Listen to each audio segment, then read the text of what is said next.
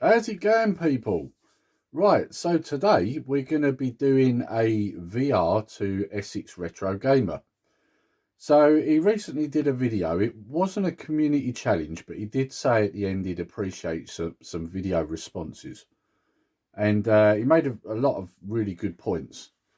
But there was also a couple of things that I have noticed myself and that he hadn't mentioned. So I thought, yeah, definitely going to get in on this. So I've made some notes and I've jotted them down on a book because my brain's like a sieve these days. Um, so one of the things I will say is that we are to a point probably all guilty of this. He titled it "The Biggest Problems with Game Collecting in 2021," and now being a gamer stroke collector myself, I've always been a gamer, but I would say I've collected more in the last year or so than I did before. So we're all pretty much guilty of this. And of course, that's because there's been something that's happened that none of us saw coming, which was COVID. And as a result, we couldn't go anywhere. Some people were locked down. I mean, I was for small periods of time because the wife was high risk or is high risk. But I worked most of it. But the point is, even if you wasn't at work, you couldn't really go anywhere. So you had to find alternatives. And that leads me into my first point. So we'll just have a look at that. So I know personally through people I've spoke to, and there's quite a few people I'd spoke to at work about this, that people who wouldn't have necessarily been gamers or even necessarily been collectors have become so in the last year or so. And I'll just explain a bit there. One person in particular I was talking to at work was explaining to me how he rushed out when he knew they were going to be in lockdown. Now, bearing in mind, this guy, he's got grey hair. I wouldn't like to say how old he was, but he's got to be in his 50s at least. And he told me he rushed out and he bought a SNES so that he'd have something to do while we was in lockdown. And he bought a load of games for it as well. And I said, "Oh, have you always liked your games and that?" He said, "Yeah, when I was younger." He said, "But I haven't touched a console for years. I just thought I'd go and get something so that I had something to do, something to occupy the mind." So these are the examples I'm talking about here. And this is just the one person. I've spoke to at least 10 people that have all done this very same thing. I mean, obviously, they've all bought different consoles, but they all rushed out and bought something so that they had something to do.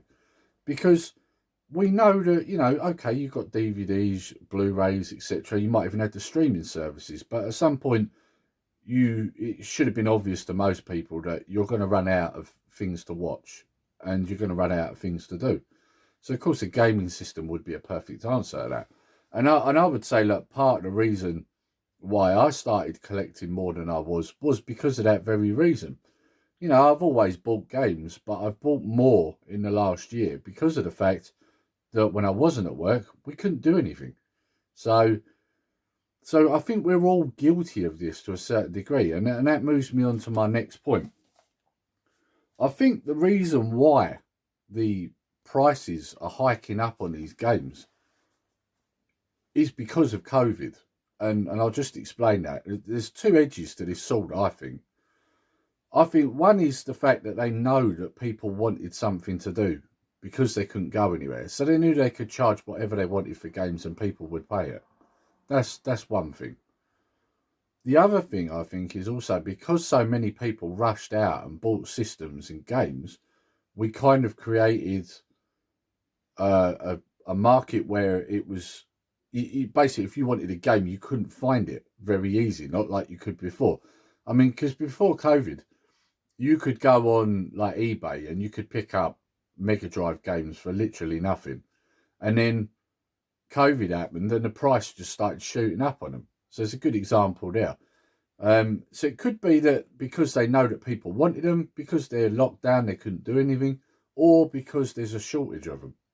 Now, with the newer stuff, not so much. And if you notice, the price hasn't really moved on that. It's more the retro stuff. So, and of course, over the years, especially say, for example, Mega Drive, 30 years old, over the years, they've started getting less and less, games that are broke, etc., been thrown away, whatever, damaged. So they've got less and less over the years. And then, of course, you've now got a rush of people going out and buying them. So then you're starting to get a smaller amount of them available. And I think this is part of the reason why the price has gone up. And obviously collectors, we keep hold of them. We don't shift them on, we keep them. And they're going to stay there. So as a result, if more and more people are collecting and keeping them, there's less and less of them around for everyone to grab. So the prices are going to inch up. And I do think these are a couple of the reasons why this is happening. So, and I've got an example here. Good example of this, Music Magpie, stock levels are depleting. Yes, they are. So a year ago, I was buying quite a lot of my stuff off Music Magpie, and you may have noticed recently I'm buying less off of there. And the reason for that is because they seem to have less and less available. You know, I was buying quite a bit of PS2, Xbox 360, PS3, and they just seem to have the same titles on there. They haven't got anything else. So clearly, you know, we're seeing a depletion on Music Magpie. So if you're seeing a depletion on there, you're going to see a depletion in other places too. And again, this goes back to what I was saying a minute ago. I do think that COVID is a result of this. And it's more so, I think, that there's less of this stuff about because everyone's buying it. Everyone's holding it, if you like, you know. So Music Magpie would be a good indication of that, I would say, because if you go in there and you're looking for Switch and PS4, you can find stuff quite easily. But if you're looking for the older systems, like when I first started getting stuff off of there a year ago, you could get PS1 games even on there. Now there's hardly any at all. PS2, there's a few titles, but just the same ones. Pretty much the fodder ones. Xbox 360, yes, you will find a few more on there, but the prices are going up. And there's not as many available as there was before. So clearly we're seeing a shift here. So, and then just to mention, RetroEdges did a response to this, and he made some good points as well. He thinks a lot of the reason is because people are disappointed with the next gen of consoles, and I think he's got a good point here. I think from my own point of view, I definitely think that's a lot of the reason why I'm buying older stuff. Of course, part of it's the nostalgia. You know, I want to get hold of the things that I had back in my youth. And as you already know, I did a video the other day saying that I regretted shifting my stuff. Of course, we all did it back in the day, sold our old stuff to get new stuff. And I've always regretted that. So part of the reason why I've been getting it again is because nostalgia and I want it. But another reason is because I'm not interested in the next gen. I'm not. There's nothing there I want. I'm not prepared to pay them prices. And let's be honest, even if you are prepared to pay them prices, you can't bloody get hold of them anyway. So I do think that RetroEdges' point there is a good point. I think people are so annoyed with the way the gaming market is going that they're like, sod that, I don't want that. I'm going to get something that I had before. So this could be playing into it also. So yeah, I thought that when he made that point, I thought, yeah, I think you've got a very valid point there, because I know personally I'm not interested, and I've heard other people in the community say the same. This is why I went out and got a Switch. I'm not interested in the PS5. I'm not interested in the Xbox Series X. The Switch, however, I was interested in. You know, I could have saved that money and waited for a PS5 or an Xbox Series X, but I don't want to, because at the moment I don't want one. And that's not to say I won't get one eventually, but at the moment, I don't want one. There's nothing on there I'm even remotely interested in.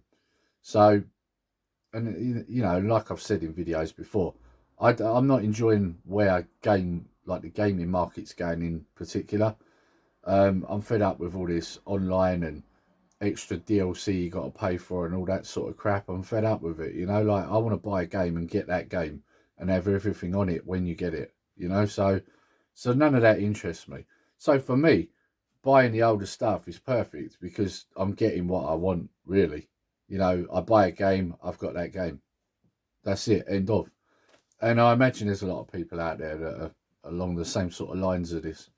So I do think I think that RetroEdges made a very good point with that. So yeah, they're my points. I'm going to link Essex Retro Gamer's vid below. because he goes into it in more depth than I've just. I mean, I've picked a couple of points he mentioned, but if you go over and check his video, it's more in depth than that. And again, with RetroEd, I've picked out like one point he made, which I thought was a good point.